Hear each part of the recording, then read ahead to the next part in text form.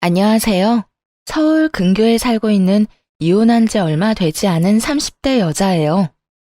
이혼 사유는 남편이 제가 싫어졌다는 것이었는데요. 한때는 제가 없으면 하루도 살 수 없다던 사람이었는데 이혼할 무렵엔 함께 있는 것이 숨 막힌다고 하더라고요. 꼴도 보기 싫다면서요. 그렇게 남편과 이혼하고 난 후 그 인간과 재회하게 된 것은 응급실이었네요. 이혼 후 어떤 일이 일어났는지 들어보실래요? 대학병원에서 간호사로 일하면서 같은 병원 의사였던 남편을 만나 결혼했거든요. 그리고 몇 년 뒤 남편은 독립해서 새 병원을 개원했고 전 여전히 대학병원 응급실에 남아 있었고요. 시댁에서는 무척 잘 대해주셨는데 그 흔한 시집살이는커녕 명절에도 바쁘면 오지 않아도 되니 한가할 때 밥이나 한 끼 먹자고 권해주실 만큼 쿨하고 열린 분들이셨어요. 덕분에 남편과는 서로의 자리에서 각자 일에 최선을 다할 수 있었죠. 남편은 시댁 부모님의 도움으로 개원할 수 있었는데 점점 자리를 잡아가고 있었고요. 그런데 병원에 환자가 늘어나면 늘어날수록 남편이 점점 변해가기 시작하더라고요. 예민한 건 둘째치고 점점 절 배우자가 아닌 도우미 정도로 여긴다는 기분이 들 때도 있었어요. 청소는 제대로 하는 거 맞아? 이불 빨래는 언제 했어? 숨 쉴 때마다 목이 쾌쾌해. 여보, 나 밤샘 근무하고 이제 들어왔어. 눈 밑에 다크서클 안 보여? 아, 그랬어? 그러면 오늘은 집에서 쉬면서 대청소랑 이불 빨래 싹 좀 해. 하는 김에 에어컨도 좀 닦고 말이야. 에어컨 청소는 주기적으로 하고 있는 거 맞지? 이 집엔 나 혼자 사는 거야? 어떻게 모든 일을 나만 해? 당신도 손 있고 발 있잖아. 심지어 당신은 야간 진료는 하지도 않잖아. 내가 밤새워 고생하고 온 날엔 당신이 살림 좀 해주면 안 돼? 나도 힘들어. 누가 당신 보고 안 힘들대? 그런데 집안일은 나보다 당신이 더 잘하기도 하잖아. 내가 해봤자 어차피 당신이 다시 하게 될 텐데 이왕 하는 거 잘하는 사람이 하면 2번 일 안 해도 되잖아.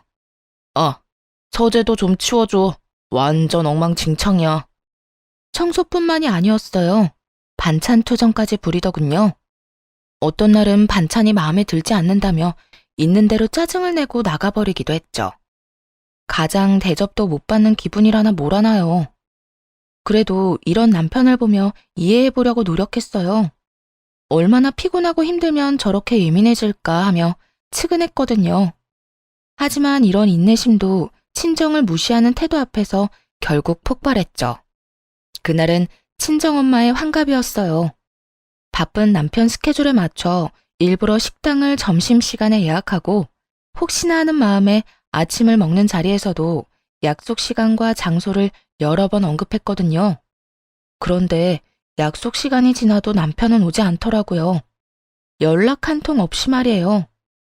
결국 남편에게 전화를 걸었고 남편은 아주 태연한 목소리로 이렇게 말하더군요. 깜빡했어. 뭐? 어떻게 다른 것도 아니고 엄마 생신을 잊을 수가 있어. 내가 며칠 전부터 그리고 오늘 아침에도 이야기했잖아. 귀에 딱지 앉을 것 같으니 그만 이야기하라고 했던 게 당신이야. 그런데 뭐? 깜빡했어? 바쁘다 보면 그럴 수도 있지. 돈 좀 보낼 테니까 장모님 드려. 뭐? 안 오겠다는 말이야? 지금이라도 와서 얼굴 비추고 가. 지금 점심시간이잖아. 점심시간이라고 마냥 노는 줄 아냐? 지금도 할 일이 태산이거든. 아휴, 뭘 알아야 대화가 통하지. 하여튼 난 못 가니까 당신네 식구끼리 좋은 시간 보내. 그 순간 이성의 끈이 뚝 하고 끊기는 느낌이었어요. 바로 남편의 병원으로 찾아갔고 거기서 본 풍경에 어이가 없었네요. 바쁘다던 남편놈은 간호사들과 모여 앉아 시시덕거리며 커피를 마시고 있더군요. 생각 같아서는 그 자리에서 남편에게 따져먹고 싶었지만 차마 입이 떨어지지 않더라고요. 남편의 체면도 있었지만 제 얼굴에 침 뱉는 짓이란 걸 알고 있었으니까요. 가까스로 화를 참고 남편과 함께 진료실에 들어갔어요. 아니, 여기는 왜 쫓아온 거야? 몰라서 물어? 바쁘다며. 당신한텐 커피 마시는 일이 바쁜 일이니? 다른 날도 아니고 환갑이야, 환갑. 그런 날에 간단하게 점심 한 끼 먹는 것도 그렇게 힘이 들어? 아, 깜빡했다고 했잖아. 이미 늦었는데 가봤자 눈치밖에 더 보여? 괜히 내가 가서 분위기 망칠 바엔 안 가는 게 서로 좋잖아. 지금 그걸 말이라고 해? 당신 일정 맞춘다고 이 근처로 예약했고 시간도 일부러 점심시간으로 잡은 거야. 그런데 당신이 빠지는 게 말이 돼? 그까지 환갑이 뭐라고 이 유난을 떨어? 그냥 생일이잖아. 1년에 한 번씩 있는 생일. 그까지 생일 때문에 병원까지 찾아와서 피곤한 사람 붙잡고 큰 소리 내야겠어? 남편은 미안하단 말 한마디 없이 당당한 태도였고, 그런 남편의 손에 들린 커피를 빼앗아 그 당당한 얼굴에 뿌려버렸어요. 야, 너 이게 뭐 하는 짓이야? 정신 차리라고. 내가 요즘 당신 힘들다고 다 이해해주니까 나나 우리 집이 우습게 보이나 본데 정신 차려. 그날 밤 남편은 집으로 들어오지 않았어요. 남편의 첫 외박이 있던 날이었네요. 도대체 언제부터 사이가 이 지경이 되었는지 가늠도 되지 않더라고요. 복잡한 생각에 잠겨 째깍째깍 흘러가는 시간을 보며 애를 태우던 그때 시모에게서 전화가 왔어요. 아가, 어제 사돈은 잘 만나고 왔니? 좋은 시간 보냈어? 다정한 시모의 목소리를 듣는데 참았던 눈물이 터져 나왔네요. 아무런 대답도 하지 못하고 대성통곡을 하는데 시모는 아무 말도 하지 않고 가만히 기다려주시더군요. 그렇게 한참을 울고 나니 진정이 되었고 그제야 무슨 일이냐고 물어보시더라고요. 어머님, 그게 어제 그의 생신 자리에 오지도 않았어요. 바쁘다고요. 그래서 병원 찾아갔더니 간호사들이랑 커피 마시고 있더라고요.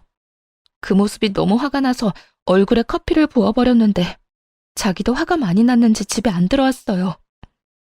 뭐? 그러면 외박을 했단 말이야? 네. 병원 일로 점점 예민해지기 시작하더니 이젠 뭘 어떻게 해야 할지 모르겠어요. 이 녀석이 우리가 알아서 할 테니 넌 가만히 있거라. 그날 저녁 시댁에선 저와 남편을 불렀고 시댁에 도착했을 즈음엔 이미 한바탕 난리가 났더라고요.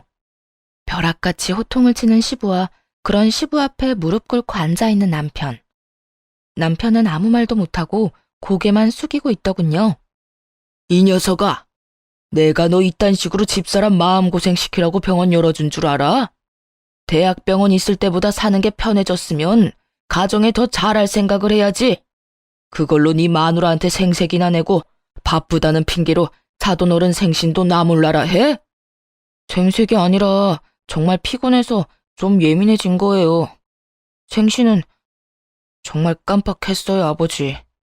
그런 정신머리 가지고 병원은 어떻게 이끌어가는 게야? 이딴 식으로 굴 거면 지금이라도 간판 내리거라. 아버지, 제가 잘못했어요. 앞으로는 절대 그런 일 없도록 할게요. 너 이 녀석, 다신 이딴 일로 집사람 눈에서 눈물 빼지 마라. 알겠어? 네, 알겠어요. 여보, 내가 미안해. 앞으로 이런 일 없도록 할게. 약속해. 개원 당시 워낙 받은 도움이 커서 시부모님들 말씀이라면 꼼짝도 못하던 남편이었죠. 이번에도 마찬가지였어요. 진심이라고는 느껴지지 않았지만 용서를 구하기는 하더라고요. 그리고 한동안은 잘하는 척도 했고요. 하지만 그럴수록 남편의 마음은 이미 떠난 것이 느껴졌어요. 아니, 단순히 마음이 떠난 것이 아니라 다른 이유가 있을 거라 확신하게 되었죠. 그렇지 않고서야 둘 사이에 큰 다툼이 있었던 것도 아니었고 기분이 상한 일도 없었는데 사람이 저렇게까지 변한 것은 말이 안 되니까요. 혼자 고민을 하다가 남편 병원에서 일하고 있는 동기에게 물어보기로 했네요. 꽤 긴 시간을 남편과 함께 보내는 친구이니 이유를 알지 않을까 해서였죠. 지연아, 혹시 우리 남편 요즘 무슨 일 있어? 원장님? 아니, 왜? 무슨 일 있으시대? 아니, 요즘 좀 이상해서 혹시 너는 알까 해서 연락해봤어. 요즘? 이상한 건 없었는데. 조금 예민하시긴 했지. 뭐 그거야 그럴 수도 있는 일이니까. 그거 말곤 다른 이상한 점은 없었는데. 아, 혹시 우리 남편 여자 있는 건 아니겠지? 100번은 넘게 고민하고 물은 말이었는데 이 말을 들은 친구는 듣자마자 깔깔거리고 웃더라고요. 자신이 아는 한 그럴 리가 없다고 말이죠. 뭐? 넌 말이 되는 소리를 해. 네 남편을 어떻게 나보다 더 모르니? 네 남편 매일 병원에서 살다시피 하고 진료 끝나면 바로 집에 가는데 친구들도 점심시간에 잠시 병원에 와서 보고 가는 게 전부고 따로 약속 잡는 일도 없으신 것 같고 말이야. 너도 요즘 많이 피곤한가 보다 그런 생각까지 하는 거 보면 그러지 말고 쉬는 날에 잠이나 좀 푹 자. 서로 예민하다 보면 자주 부딪히고 또 그러다 보면 별 생각이 다 드는 법이야. 그래 알겠어. 우리 남편한텐 내가 이런 이야기 한 거 비밀로 해줘? 당연하지. 얼른 좀 쉬어. 믿었던 친구였어요. 동기들 가운데서도 친했고 무엇보다 유부녀이기에 이런 마음을 더 잘 이해하고 상황을 객관적으로 볼 거라 생각했죠. 그런 친구의 조언을 듣고 나서도 이상한 기분은 사라지지 않았지만요.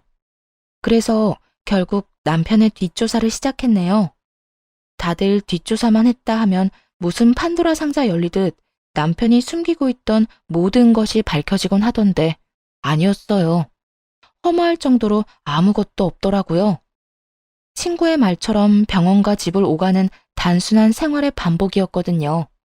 가끔 친구를 만나기도 했지만 다 남자들일 뿐만 아니라 그것마저도 차를 마시거나 편의점에서 캔 음료나 마시곤 헤어지는 게 전부더라고요.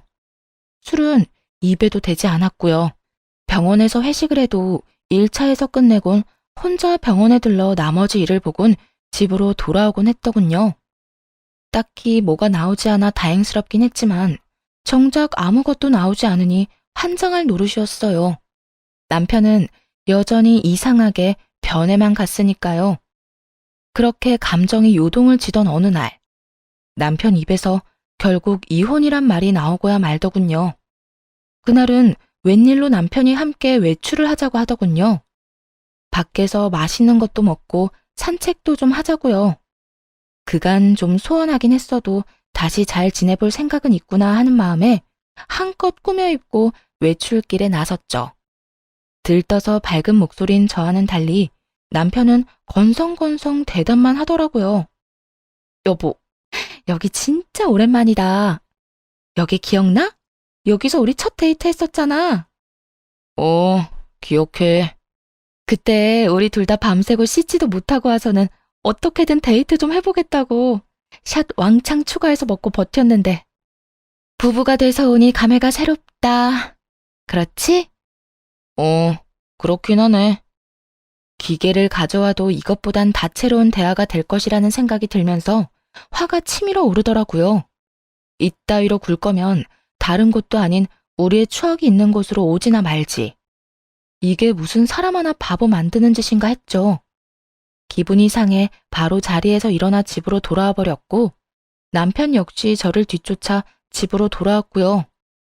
당신 진짜 나한테 왜 그래? 내가 뭘? 내가 뭘? 할 말 있으면 똑바로 말해. 하루 종일 사람 데리고 다니면서 정신은 다른 곳에 있었잖아. 꼭 똥마려운 강아지처럼. 내 눈치는 이리저리 살피면서 그러면서도 또 멍하니 딴 생각만 하고.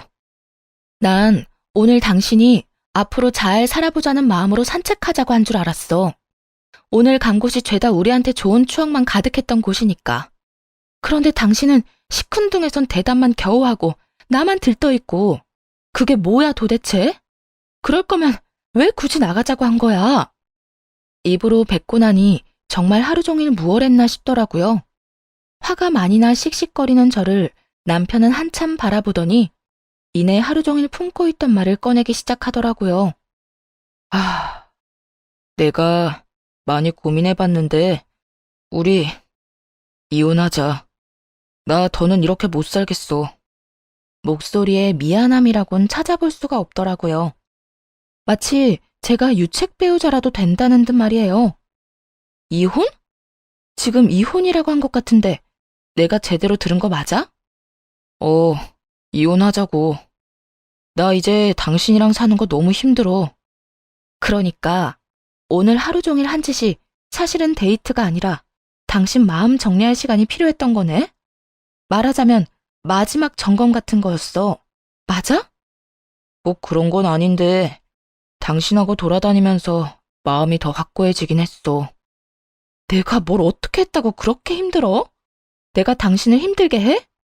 그냥 당신이랑 같이 사는 것 자체가 힘들어. 당신이 뭘 잘못한 게 아니라 그냥 내가 이제 당신을 안 사랑해. 마음이 다 찢어지게 상처가 되는 말을 참 무덤덤하게도 하더군요. 마치 책을 읽듯 아무런 감정도 없이요. 그래도 함께한 세월이 얼만데 남은 정도 없다는 듯 말이에요. 이젠 사랑하지 않으니 이혼하자는 말을 듣는데 스스로가 너무나도 초라하고 또 비참하더라고요. 그리고 문득 나는 이 사람을 사랑하나? 하는 생각을 해봤어요. 그런데 저 역시 이 사람을 사랑하고 있진 않더라고요.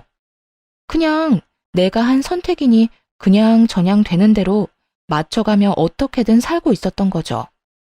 우리 부모님 생각해서 그냥 참고 살아보려고도 했는데 이렇게 아무 감정 없이 살아서 뭐하나 하는 생각이 들더라. 이혼만 해주면 재산도 섭섭하지 않게 줄게. 그러니까 조용히 이혼만 해줘. 나 당신이랑 소송 같은 거 할 힘도 없고 마지막을 그렇게 지저분하게 끝내고 싶지도 않아. 알겠어. 그래, 하자. 이혼. 구질구질하게 눈물이라도 흘리며 매달릴 거라 예상했었는지 남편은 그제야 놀란 눈을 하고는 똑바로 쳐다보더라고요. 왜? 내가 울면서 매달리기라도 할 줄 알았어? 아니, 그건 아닌데 좀 더 이유를 물을 거라고는 생각했어. 나 싫다는데 물어서 뭐해. 들어봤자 상처만 깊어질 텐데 뭐. 당신 말 듣고 생각해보니까 나도 당신 사랑하는 건 아니더라. 그냥저냥 어떻게 해서든 잘 살아보려고 맞춰가고 있었던 거지. 당신 말대로 그렇게 살아서 뭐 하겠어. 지금이 조선시대도 아니고 아니다 싶으면 애 없을 때 헤어져야지. 그렇긴 하지. 당신 괜찮아? 아니, 안 괜찮아. 사실 나 진짜 비참해. 하지만 어쩌겠어. 이혼하자는 말을 주워 담을 수도 없는 노릇이고. 어쨌든 말 나온 김에 하루빨리 이혼하자. 한 공간에 있는 것도 싫다는 남편과의 이혼은 생각보다 더 빠르고 간단하게 끝이 났어요.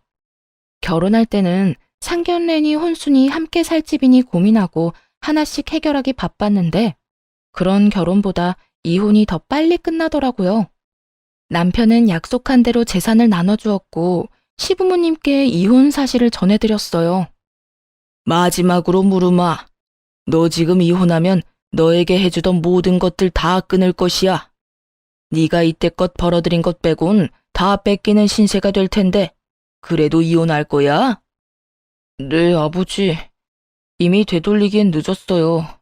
제 마음도 마음이지만 이 사람도 저한테 이제 마음 없어요. 한 공간에 있는 게 숨이 턱턱 막히기 싫은데 어떻게 같이 살겠어요. 남편의 말을 들은 시부는 저의 생각을 조심스럽게 물으시더군요. 아가, 네 생각도 같다 이거니? 네. 제가 싫다는 이 사람 말 듣고 생각해보니 별반 다르지 않은 마음이더라고요. 당시엔 싫은 마음까진 아니었지만 그렇다고 해서 좋은 마음도 아니었어요. 무엇보다 제가 그렇게도 싫다는 사람하고 저도 살고 싶지 않아요, 아버님. 일이 이렇게 돼서 죄송해요. 네가 죄송할 일이냐? 우리가 자식을 잘못 키워 네가 마음고생 많이 했겠구나. 우리가 미안하다, 아가. 아니에요. 두 분은 최선을 다해 잘해주셨는걸요. 이 말을 들은 시부와 시모는 더 화가 났는지 남편을 보며 무서운 얼굴이었죠. 아마 이게 진작 마음이 떠난 남편이 이때껏 제 곁에서 버텼던 이유였겠죠. 너는 각오하고 있겠지? 우선 카드부터 내놓거라. 집도 처분해서 줄 건 주고 남는 건 가지고 오고 병원은 들인 돈이 있으니 다 갚을 때까진 월세로 있으면서 투자금부터 갚거라. 너하고 세아가한테 주려고 했던 건물은 없던 일로 하마. 늘 말씀하신 대로 남편에게 해주던 모든 지원을 끊어버리시더군요. 상속 명목으로 주시려 했던 건물도 없던 일이 되었죠. 아버지, 다른 건 몰라도 건물은 이 사람과 결혼하기 전부터 주신다고 하셨던 거잖아요. 결혼 이혼이랑은 아무 상관도 없는 건데 그것까지 없던 일로 하다뇨. 네 이놈, 네 놈이 뭐 하나라도 받고 싶었으면 이토록 당당한 태도가 아니었어야지. 네 놈이 오늘 여기 와서 적어도 미안한 기색이라도 내비쳤다면 내 당장은 아니더라도 훗날 언젠가 건물은 주려고 했다. 그런데 지금 미안한 척만 하지 진심 어린 반성이란 없지 않느냐? 겉으로 나타나는 게 그 정도인데 네 속은 오죽하겠어. 모르긴 몰라도 잔치가 열려도 10대 번은 더 열렸겠지. 아니에요. 저도 마음이 편치만은 않다고요. 편하진 않아도 미안하지도 않다는 뜻으로 들리는구나. 아니요. 저도 죄송하고 미안해요. 진심이에요. 에휴, 더는 듣고 싶지도 않다. 내가 병원을 남겨둔다고 해서 괜한 기대는 하지 말거라. 말한 대로 투자금이 적지 않기에 그 돈은 회수하려고 남겨두는 것이니. 그러니 허튼 짓 하지 말고 빚이나 잘 갚아. 시부는 투자금 회수 목적으로 월세를 내는 대신 병원은 유지할 수 있도록 해주시더라고요. 이미 마음 떠난 사람과 이혼하면서 재산이라도 넉넉히 받아왔으니 그만하면 괜찮은 이혼이다 싶었죠. 거기에다 남편이 가진 것까지 다 신기루가 되어 사라졌으니 복수도 이만하면 되었다고 생각하기도 했습니다. 비록 제대로 된 이유는 끝까지 알 수 없었지만 말이에요. 단순히 이제 사랑하지 않는다는 이유로 이혼하겠다는 말을 그대로 믿은 것은 아니었기에 더 조사를 해봤지만 아무리 찾아봐도 이렇다 할 만한 것은 나오지 않았거든요. 하지만 하늘은 저와는 생각이 달랐나 봅니다. 운명의 장난인지 전 남편과 이혼하고 2달쯤 뒤 이혼의 진짜 이유를 알게 되었으니까요. 그리고 제대로 된 복수도 하게 되었고요. 그날도 응급실에서 근무를 하고 있었어요. 크고 작은 사고가 많은 응급실이라 늘 긴장된 상태로 대기하는 편인데 그날따라 유난히 심하게 두근거리더라고요. 오늘따라 왜 이렇게 안절부절 못해? 집에 무슨 일 있어? 이혼한 돌싱녀가 집에 일이 있을 게 뭐가 있어. 그냥 계속 뭐가 이상해. 느낌이 싸해. 그렇게 주변에서도 제 불안을 느낄 정도의 싸한 예감이 이어지던 그때 큰 교통사고로 인해 긴급한 상황의 환자가 연이어 들어오더군요. 급하게 환자를 향해 달려갔고 환자의 얼굴을 확인하고는 그 자리에서 아무것도 못한 채 멍하니 서 있을 수밖에 없었습니다. 그 환자는 바로 남편과 제 동기 친구였거든요. 전 남편의 호의로 한 차에 타고 있었다기엔 새벽 3시에 가까운 시간. 누가 봐도 불륜임을 알 수 있는 상황이었어요. 심지어 임신 상태더군요. 아빠가 누구인지 쉽게 확인할 수도 없는 아이를 말이죠. 멍해서 억장이 무너지는 기분조차 들지 않더라고요. 아니, 오히려 그제야 왜 이혼까지 하게 되었는지 이해가 되며 속이 뻥 뚫리는 기분마저 들었어요. 배신감이요? 그딴 감정도 들지 않았어요. 그저 두 사람이 저를 속이고 어떻게 외도를 저질러 왔는지 그 과정이 머릿속에 쉽게 그려지더라고요. 흥신소에서도 두 사람의 외도 증거를 잡지 못한 이유는 병원에 있었죠. 병원에는 뒷문이 있었는데 간호사들도 알지 못하는 전 남편의 진료실 뒤편에 있는 작은 문이었어요. 상간녀는 그곳으로 몰래 오가며 남편과 불륜을 저질렀던 거죠. 우선 상간녀의 남편과 전 시부모님들을 병원으로 불렀어요. 상간녀의 남편 역시 알고 지내던 의사였던지라 연락처가 다 있기도 했고 두 사람의 외도에 대해 다른 증거 없이도 설명할 수 있는 장소이자 상황이라 판단했기 때문이었어요. 더불어 상황이 상황인지라 전 남편에겐 보호자가 필요한 순간이기도 했고요. 제일 처음 병원에 도착한 것은 전 시부모님들이었어요. 어찌나 놀라셨는지 신발도 제대로 신지 못하고 오셨더군요. 아가야, 이게 무슨 일이니? 우리 아들이 사고라니? 얼마나 큰 사고길래? 그게 상황이 좋지 않아요. 일단 제가 사인해서 수술은 들어갔는데 어떻게 될지 저도 장담할 수가 없어요, 어머님. 어쩌니? 어쩌니? 이 새벽에 왜 운전을 하고 돌아다닌 게야? 혼자였니? 아니면 누가 옆에 있었니?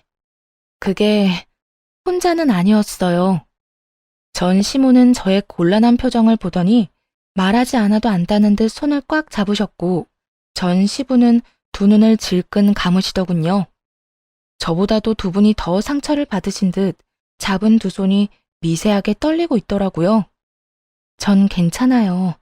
그런데 그 사람 상태가 생각보다 좋지 않아요. 일단 다른 건 생각하지 마시고 지금은 수술 생각만 하기로 해요. 보호자 대기실 저쪽에 있으니 가셔서 몸부터 좀 녹이세요. 그래, 일단은 애 몸부터 생각합시다. 아가, 너도 얼굴이 좋지 않아. 따뜻한 것 좀 마시고 일하거라. 응? 네, 아버님. 그렇게 전 남편의 상태를 전하고 두 분을 진정시키고 응급실로 돌아왔는데 상간녀의 남편이 뛰어들어오더군요. 가운을 입고 뛰어들어오는 걸 보니 병원에 있다가 달려오는 길인 듯 했어요. 수민 씨, 우리 지연이 많이 다쳤어? 걱정하며 뛰어들어오는 상간녀의 남편을 보며 고민이 되지 않았던 건 아니었어요. 굳이 둘의 불륜 사실을 지금 밝히는 게 맞을까 해서요. 그런데 지금 이야기하지 못하면 나중은 없을 듯 했고 그렇다고 덮고 지나갈 만큼 바보는 되고 싶지 않았어요. 그래서 결심했죠. 그 순간에 모든 사실을 밝히기로요. 그게 지연이는 그나마 괜찮은데 우리 전 남편이 많이 다쳤어요. 함께 있었더라고요. 전 남편이라면 그러면 둘이 같이 차 타고 가다가 사고가 났단 말이야? 지금 이 시간에 두 사람이 함께 있을 일이 뭐가 있어? 설마 아니지? 믿을 수 없다는 듯 멍하니 바라보는 상간녀의 남편을 보는데 그 심정이 이해가 되더라고요. 갑작스럽게 이혼 통보를 들었을 때가 떠오르며 말이죠. 절로 나오는 한숨을 내쉬며 다른 사실을 알려주었어요. 바로 상간녀의 임신 소식 말입니다. 아, 그 설마가 사람 잡았네요. 엑스레이 찍기 전에 혹시 몰라서 검사했는데 지연이 임신이더라고요. 알고 있었어요? 임신? 지연이가? 아니, 몰랐어. 임신이에요, 지연이. 한 5주쯤 된 것 같은데. 하여튼 아기는 무사해요. 상간녀의 남편은 대답이 없었고 저 역시 더는 할 수 있는 말이 없더라고요. 비교적 적게 다친 상간녀가 급한 치료를 마치고는 자신의 남편을 향해 다가왔거든요. 여보, 어떻게 알고 여기까지 온 거야? 지금 병원에 있어야 하는 거 아니야? 지금 그게 중요해? 당신 바람 피우고 있었어? 어? 그게 무슨 말이야? 바람이 아니면 지금 이 시간에 당신이 왜 최 원장이랑 한 차를 타고 가다가 사고가 나? 그게 말이야? 아, 됐어. 많이 다친 거 아니지? 치료 받을 거 받고 퇴원하는 대로 이혼 준비나 해. 나도 바빠서 병원 가야 하니까. 상간녀의 남편은 더는 말을 섞고 싶지도 않다는 듯 상간녀의 말을 잘라버리고 병원 밖으로 나가버렸어요. 상간녀는 그제야 제가 보이는 듯 언성을 높이며 따지고 들더라고요. 네가 우리 남편 불렀니? 응. 알다시피 보호자가 필요한 순간이라서 말이야. 때마침 연락처도 알고 있어서 불렀는데 왜? 왜? 지금 왜라는 말이 나와? 네 가정 깨졌다고 내 가정까지 깨겠다는 심보야? 야, 말은 바로 해. 내 가정도 네가, 네 가정도 네가 깬 거야. 애초에 바람 피운 연놈은 너랑 저 새끼인데 왜 애꿎은 내 탓을 해? 네가 내 남편을 불렀으니까. 그러게, 누가 사고가 나래? 아니, 누가 바람을 피우래? 너도 참 뻔뻔하다. 어떻게 나한테 그딴 걸 따질 생각을 해? 검사 받으면서 양심도 같이 두고 왔니? 정신 차려, 이 상간녀야. 넌 상간녀 중에서도 악질이야. 어떻게 동기 남편이랑 그딴 짓을 저질러? 그러면서 뭐? 원장님은 바람 피울 리가 없다고? 내가 발 동동 구르며 너한테 고민 상담할 때 내가 얼마나 웃었을까? 다른 사람도 아닌 당사자한테 그걸 묻고 있었으니 말이다. 너도 알지? 지금도 상간녀 소송은 가능하다는 거. 그냥 넘어갈 생각 없으니까 각오하는 게 좋을 거야. 상간녀는 온갖 거친 말들을 쏟아내기 시작했는데 그냥 무시하고 일터로 돌아왔어요. 그 새벽이 어떻게 지나갔는지도 모르게 시간은 흘렀죠. 그 후 상간녀는 이혼을 하게 되었더라고요. 듣기론 막상 이혼이 진행되자 상간녀는 담담하게 그 상황을 받아들이고 이혼했다더군요. 하긴 뱃속에 애도 있으니 나름 현명한 판단을 한 것이었겠죠. 그 아기로 인해 앞으로 어떤 일이 일어날지도 모르고 말이죠. 저 역시 상간녀를 상대로 위자료를 청구했고 이혼은 순순히 했으면서도 위자료는 주기 싫었는지 다시금 찾아와 득달같이 따지고 들더라고요. 뻔뻔하게도 말이죠. 야, 너 꼭 이렇게까지 해야겠어? 너 때문에 나까지 이혼하는 꼴 봤으면 됐잖아. 그랬으면 됐지. 꼭 상간녀 소송까지 해야겠어? 넌 이미 이혼도 했잖아. 어찌나 뻔뻔한지 얼굴에 침이라도 뱉어주고 싶은 마음이었네요. 그냥 내쫓아버릴까 하는 생각이 들기도 했지만 뱉어내는 말들이 너무나도 주옥 같아 대꾸하지 않고는 못 견디겠더군요. 이혼하면 너희가 바람 피우는 게 없던 일이 되니? 너 때문에 내 가정이 다 찢어진 게 없던 일이라도 되냐 이 말이야. 그렇게 소송이 무섭고 돈이 아까웠으면 애초에 그딴 짓은 하지 말았어야지. 여기까지 찾아올 정성으로 차라리 용서를 구해보지 그랬어. 그랬으면 지금 이런 일은 없었을 텐데 말이야. 뭐 이미 늦었지만. 그래, 내가 다 잘못했고 너한테 죽일 년이니까 상간녀 소송 그거 하지 마. 우리 그래도 한때는 친구였잖아. 그러니까 소송만은 하지 말아줘. 응? 상간녀는 애원에 가까운 부탁을 했지만 소용없는 짓이었죠.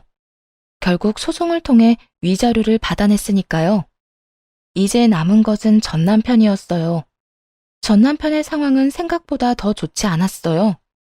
도대체 어떻게 사고가 난 것인지 하반신 불구는 물론이고 상반신도 한쪽은 마비 증상이 있는 상태였어요. 의사 생활은 물론이고 일상생활에도 불편함을 겪을 정도였죠. 즉, 장애인으로 살아가야 할 신세가 되었습니다. 그런 신세가 된 전 남편을 보는 것은 전혀 슬프지 않았는데 슬퍼하는 전 시부모님을 지켜보는 것은 힘들더라고요. 아무래도 그간 친부모님처럼 잘 대해주신 분들이니까요. 그래서 전 남편의 곁을 지키는 두 분을 챙기기 시작했고 그런 행동에 상간녀가 안달이 난 모양이더라고요. 혹시나 전 남편을 빼앗길까 조바심이 들었는지 어느 날은 전 시부모님 앞에 무릎을 꿇고 앉아 절절한 사랑 고백을 하더군요. 저희가 비록 시작은 옳지 않았으나 마음만큼은 정말 진심이었어요. 저 원장님 진심으로 사랑해요. 그래서 뭘 어쩌란 말이니? 너를 며느리로 받아달라 이 말이니? 네 눈엔 제 불구된 거 안 보이니? 그래도 상관없다 이거야? 네, 저는 상관없어요. 원장님 상황이 어떻든 전 원장님을 사랑해요, 어머님. 그러니까 저 좀 예쁘게 봐주세요. 제가 살면서 정말 잘할게요. 저 받아주신 거 절대 후회할 일 없도록 잘할 자신 있어요. 그래, 그러려무나. 전 시댁에서 허락을 하니 상간녀는 부잣집에 시집갈 생각에 기쁜 내색을 감추지 않더라고요. 하지만 그것도 잠시였어요. 전 시댁에선 병원도 빼앗고 그나마 지원해주던 병원비마저 끊어버렸으니까요. 불구가 된 아들을 버리기는커녕 데리고 살아준다는데도 불구하고 이토록 냉정하게 구신 이유가 다 있었어요. 저와 전 남편이 이혼한 이유가 상간녀 때문이라는 걸 다 아시기도 했고 무엇보다 전 남편 옆을 지키고자 하는 상간녀의 의도가 뻔히 보였기 때문이었죠. 여러 사람 눈에서 피눈물이 나게 하고 자기는 호의호식하며 살겠다는 그 추악한 의도가 말이죠.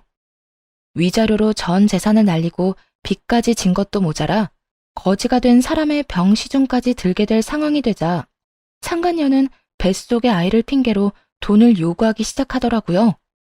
아버님, 어머님, 아무리 제가 미우셔도 이건 아니죠. 최소한 먹고 살게는 해주셔야죠. 아니, 치료받을 돈은 주셔야죠. 그렇게 사랑하는 사이라고 하더니 이 이야기 못 들었나 보구나. 우린 우리 며느리랑 이혼한다고 하는 순간부터 모든 경제적인 도움은 주지 않기로 했었다. 그러니 네가 그렇게나 사랑한다던 우리 아들, 네가 알아서 잘 보살피며 살아보거라. 우린 네가 무슨 말을 하든지 간에 눈 하나 깜빡하지 않을 것이니. 그러면 이 아이는요? 알고 계시죠? 저 임신한 거. 그리고 이 아기 전 남편 아기도 아니라는 거요. 그러면 이 아기가 누구 아기겠어요? 이 아기 최 원장님 아기예요. 그러니까 아기 생각해서라도 조금만 도와주세요. 최 원장님 몸도 저렇게 되고 앞으로 원장님 인생의 자식은 이 아기뿐일 텐데 이러다 아기마저 잘못되면 어떻게 해요? 상간녀의 말에 두 분도 흠칫하시더라고요. 그럴 수밖에 없겠죠. 아무래도 아들은 불구가 되어 다신 이세를 보는 건 힘들 것 같은 상황인데 그런 상황에서 뱃속에 아들의 아기가 있다니까요. 멈칫하는 두 분을 보며 상간녀는 묘한 미소를 지어 보였고 그런 상간녀에게 저와 전 남편만 알고 있던 사실을 알려주기로 했습니다. 차마 부모님께도 말씀드리지 못한 사실을요. 야, 헛소리 좀 작작해. 네 뱃속의 아기가 그 사람 아기라고? 웃기고 있네. 내 전 남편 아기 못 가져. 뭐라고? 그게 무슨 말이야? 배웠다는 사람이 이것도 못 알아들어? 네가 그렇게 사랑한다던 최 원장 무정자증이라 아기 못 가진다고. 그래요. 전 남편은 무정자증이었어요. 결혼 2년 차에 자연 임신이 되지 않아서 병원에서 알게 된 사실이었죠. 부모님이 아시면 너무 속상해하실 것 같아 일단 숨기며 이세에 대한 마음은 그때 접었고요. 그런데 그런 사실을 모른 채 전 남편의 아기라고 우겨대니 참 기가 다 막히더라고요. 모든 사실이 밝혀지자 상간녀는 고함을 질러대며 끝까지 저를 모함하기 시작했어요. 거짓말 하지 마. 너 지금 나랑 이 사람 잘 먹고 잘 살까봐 일부러 없는 말 지어내는 거지? 난 분명히 원장님 아기를 가졌는데 무정자증이라니. 아니, 무정자증이라도 가능성은 있는 거잖아. 참 가능성이 있겠다. 그렇게라도 우겨보고 싶은 것 같은데 우길 걸 우겨. 정 우기고 싶으면 나처럼 증거를 내밀어 보든지. 들어보니 네 전 남편 아기도 아니라던데 도대체 남자가 몇 명인 거니? 어디 숨겨둔 원장이 또 있기라도 한 거야? 뭐야? 너 지금 누굴 모함하는 거야? 그렇잖아. 내가 검사 결과를 봤으니 네가 임신한 것도 저 사람이 무정자증인 것도 확실한데 아기 아빠는 누구인지 알 수가 없고 이런 상황에선 다른 가능성이 떠오르지 않겠어? 아니야. 정말 아니라고. 아니에요, 아버님, 어머님. 설마 이 여자 말 다 믿는 건 아니죠? 지금 저 때문에 이혼하게 됐다고 화가 나서 이러는 거예요. 정말이에요. 제 말 믿어주셔야 해요. 전 남편이 무정자증이라는 사실에 상간녀도 그렇지만 부모님들도 충격이 크신 듯 하더라고요. 전 남편의 상태도 충격이지만 인간의 탈을 쓰고 아무렇지 않게 거짓말을 해대는 상간녀의 언행에 대한 충격이 더 큰 듯 했으니까요. 닥치지 못해? 네 말이 사실인지 아닌지는 출산하면 밝혀질 것이고 그때 유전자 검사에서 네 말이 사실이라면 내 너에게 사과하고 내 재산 전부를 네 뱃속의 아기한테 물려주마. 하지만 그렇지 않다면 각오하는 것이 좋을 게야. 감히 다른 것도 아니고 핏줄을 두고 장난친 죄는 받아야 하지 않겠니? 전 시부는 처음 보는 무서운 표정을 지으며 상간녀를 몰아세우기 시작했어요. 상간녀는 뒷걸음치며 눈물로 호소하더군요. 아니에요. 정말 저는 맹세코 다른 남자는 없었어요. 믿어주세요. 그렇게 확신한다니 출산 때까지 기다릴 필요도 없겠구나. 들어보니 태아 유전자 검사도 있다고 하던데 그걸로 진행하자꾸나. 네 말대로 네 뱃속의 아기가 우리 아들 핏줄이라면 우리한테 귀한 손주인데 힘들게 키울 수는 없는 노릇이니. 말을 끝낸 전 시부는 눈짓으로 상간녀를 붙잡아달라고 부탁해왔고 전 상간녀를 붙잡았어요. 붙잡힌 상간녀는 발악하며 고함을 질러대더라고요. 이거 놔! 이건 놓으라고! 너 태아 유전자 검사가 쉬운 줄 알아? 아직 합법으로 정해진 것도 아니라고! 이거 놔! 이거 놓으라고! 다 널 위해서 이러는 거야. 홀몸도 아닌데 합법이든 불법이든 빨리 검사해서 확실해지면 돈도 펑펑 쓰고 너도 아기도 좋은 거 아니야? 당당하다는 애가 왜 이래? 이거 놔! 혼비백산. 말 그대로 아수라장이었네요. 상간녀는 있는 힘껏 저를 뿌리치고 도망쳤는데 그런 상간녀의 모습을 설명하기에 딱 어울리는 말이더군요. 마치 넋이 나간 사람처럼 정신없이 도망치는데 그 꼴 참 보기 좋다 싶었네요. 그 후 상간녀의 소식이 들려온 건 정확히 1년 뒤였어요. 아기를 안고 자신의 전남편 앞에 나타난 상간녀는 뻔뻔히도 임신 주수를 착각했었다며 이번에는 전남편의 아기라고 우겨댔다고 하더라고요. 순순히 넘어갈 리 없었던 전남편은 유전자 검사를 했고 결과는 당연하게도 그와는 일치하지 않는 것으로 나왔다고 하네요. 그래서 다시 한번 떠들썩했다고 동기들이 알려주더군요. 이야기 들었어? 그 상간녀가 안고 온 아기 전남편 아기도 아니래. 이번에 우리 병원에서 유전자 검사했는데 또 불일치. 그래서 난리도 아니었어. 상간녀는 무조건 검사가 잘못됐다고 하고 전남편은 꺼지라고 소리 지르고 전남편은 아니라고 생각하면서도 살짝 기대한 모양이더라고. 하기야 그렇게 당당하게 아기 안고 나타났으니 나라도 기대는 하겠다. 좀 당당했어야지. 뻔뻔하기는 진짜 뻔뻔하다. 금방 밝혀질 거짓말을 어쩌면 그렇게 당당하게 할 수 있는지. 그나저나 네 전남편 애는 확실하게 아닌 거 맞아? 확실하게 아닌 거 맞아. 그건 내가 확신할 수 있어. 그래서 걔는 어떻게 됐어? 어떻게 되긴 또 주랭랑 쳤지 뭐. 사기죄로 고소한다는 말까지 나오니까 겁났는지 도망가더라. 들어보니까 친정에서도 남 부끄럽다고 나 몰라라 한다던데. 꼴 좋다. 그러게 다른 사람도 아니고 너한테 그딴 짓을 하래? 벌 제대로 받는 거야. 네 전남편도 그렇고 그 상간녀도 그렇고. 그러면서 진짜 아기 아빠는 누구인가에 대해 한동안 입방아에 오르락내리락거리기도 했죠. 한바탕 소동이 끝나고 전남편은 병원에서 퇴원해 요양원으로 가게 되었어요. 아무래도 집에서는 관리가 힘들고 재활도 함께 진행해야 하니 요양원에서 지내며 전문가들의 도움을 받기로 한 것이죠. 휠체어 신세가 된 전남편을 보니 아무래도 마음이 좋진 않았는데 그런 마음조차 확 날아갈 만한 일이 있었네요. 퇴원하는 날 저를 향해 갖은 악다구니를 쏟아냈으니까요. 또 내가 이 꼴이 돼서 속으론 통쾌하지? 아니, 내가 교통사고 난 것도 네가 속으로 빌고 또 빌어서 그렇게 된 거 아니야? 악밖에 남지 않은 전남편의 말을 듣는데 정신이 확 들었어요. 저딴 인간에게 동정심을 남기다니 참 순진하고 멍청했구나 하는 생각도 들더군요. 야, 정신 차려.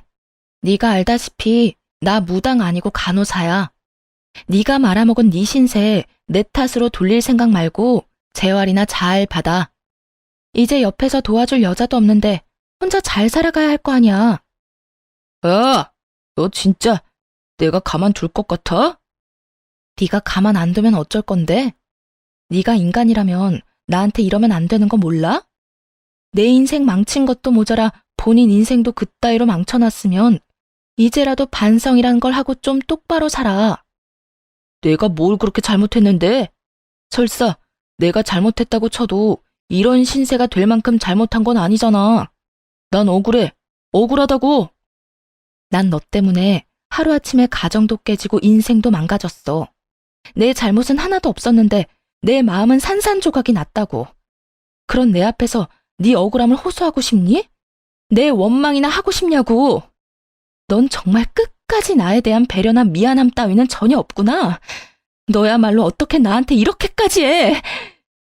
이혼할 때도 나지 않았던 눈물이 그제야 나더라고요. 울면서 고함을 질러대자 전 남편도 그제야 정신을 차린 듯 멍하니 바라보더군요. 놀랍기도 했겠죠. 울며 불며 매달릴 거라 생각했던 순간엔 눈물 한 방울 흘리지 않던 여자가 악다구니를 쓰고 달려들어야 할 순간에 눈물을 흘리니 당신은 부모님 보기 부끄럽지도 않아? 어떻게 마지막까지 이런 꼴을 보일 수가 있어? 나한테나 부모님한테나. 다리만 망가진 채로 살아. 마음까지 망가뜨리지 말고. 본인 말고 부모님 생각해서라도 정신 똑바로 차리고 살란 말이야.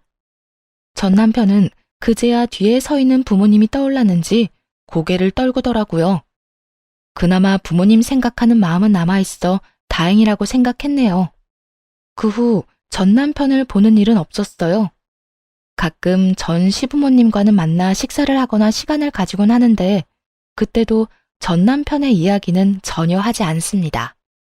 그저 서로의 안부와 이런저런 사는 이야기를 나누며 시간을 보내고 돌아오곤 해요. 한 번은 전 시부모님께서 이런 이야기를 하시더라고요. 아가, 넌 재혼 생각은 없니? 네? 재혼이요? 아, 어머님, 무슨 그런 말씀을 하세요. 전 그런 생각 없어요. 그러지 말고 다시 잘 생각해봐. 너희 부모님도 내심 네가 다시 시작하길 원하실 거야. 우리도 그렇고 말이야. 우리 아들 잘못 때문에 그렇게 된 거지 네 잘못은 없었잖니. 세상 남자들이 다 우리 아들 같진 않아. 가정적이고 좋은 남자가 얼마나 많은데. 나이도 아직 젊은데 잘 생각해 보려무나. 너 시집 간다고 하면 혼수는 우리가 해주마. 네가 정말 딸 같아서 하는 말이야. 너무 걱정하시는 것 같아 대답은 잘 생각해 보겠다 했지만 재혼 생각은 전혀 없는 상태예요. 마음에도 정해진 양이 있다고 하는데 이미 전 남편에게 온 마음을 다 쏟은 것 같거든요. 사랑도 미움도 무관심도 말이에요. 언젠가 이 마음들이 다시 채워진다면 그때는 다시 좋은 사람을 만날 수도 있지 않을까요? 요즘 전 병원을 그만두고 휴식을 취하고 있는 중이에요. 너무 많은 일이 있기도 했고 간호사라는 직업에 대한 회의감이 들어서요. 갈림길에 서서 고민을 하는 단계라고나 할까요?